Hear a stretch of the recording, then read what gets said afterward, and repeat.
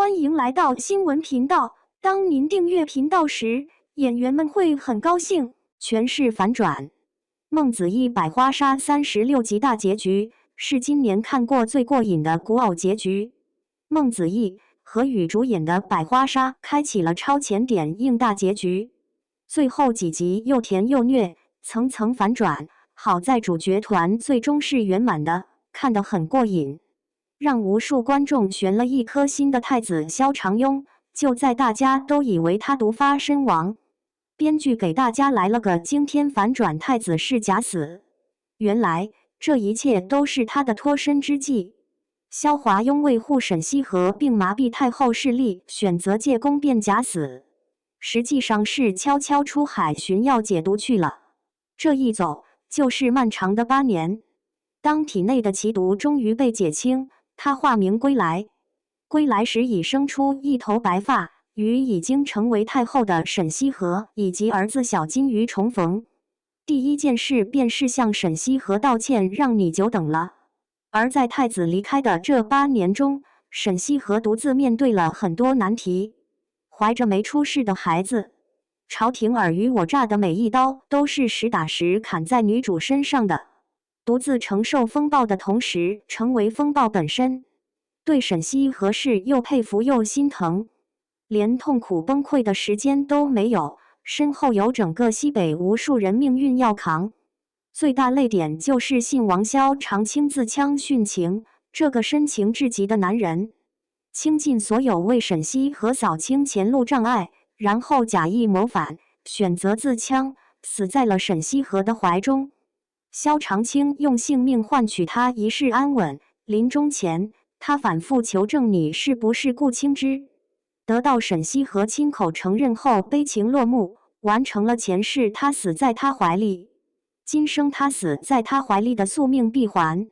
而孟太后的结局则充满了讽刺意味，她处心积虑半生，一直在下毒加害太子萧长庸，到头来才发现太子竟然是自己长子千王的遗父孙，是他亲孙子。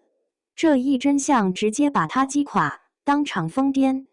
亲手折磨至亲的真相，让他的半生复仇执念沦为一场荒诞悲剧。沈羲和克服所有干扰选项，最后独断乾坤的样子真的很有魅力。沈羲和生下儿子，怀抱幼子登基，以太后身份垂帘听政，扩建乡属，提拔寒门女子。萧华庸解除了身上的毒，回到沈羲和身边，两人重归于好。番外更是交代了一家3口幸福生活的结局，是子非带娃，日常画面过于美好了呀。小皇子自称阿娘的小金鱼，用绿茶套路拿捏亲爹的戏码，这波圆满确实好磕。小皇子小金鱼完美继承了父亲的绿茶基因，装病撒娇拿捏老父亲。一家3口共饮乌龙茶，猜字谜的温馨互动，被观众调侃老绿茶生的小绿茶果然更厉害。萧华庸以伴侣身份陪伴左右，待幼子亲政后，2人归隐山林。副线 CP 也很圆满，步书林与崔晋柏这一对算是苦尽甘来。步书林恢复女装救场后获沈羲和赐婚，育有双胞胎。她重回军队，成为本朝首位女武侯。而崔晋柏以大理寺少卿身份相妻教子，2人事业爱情双圆满。变回女装也要统领全军的蜀南后世子和他的世子妃军嫂崔晋柏，很喜欢这样的处理。世子依然在军中有威信，可以发号施令，一起杀进去，超帅的。至于列王萧长营，体面放手剧，婚后镇守边关，算是全身而退。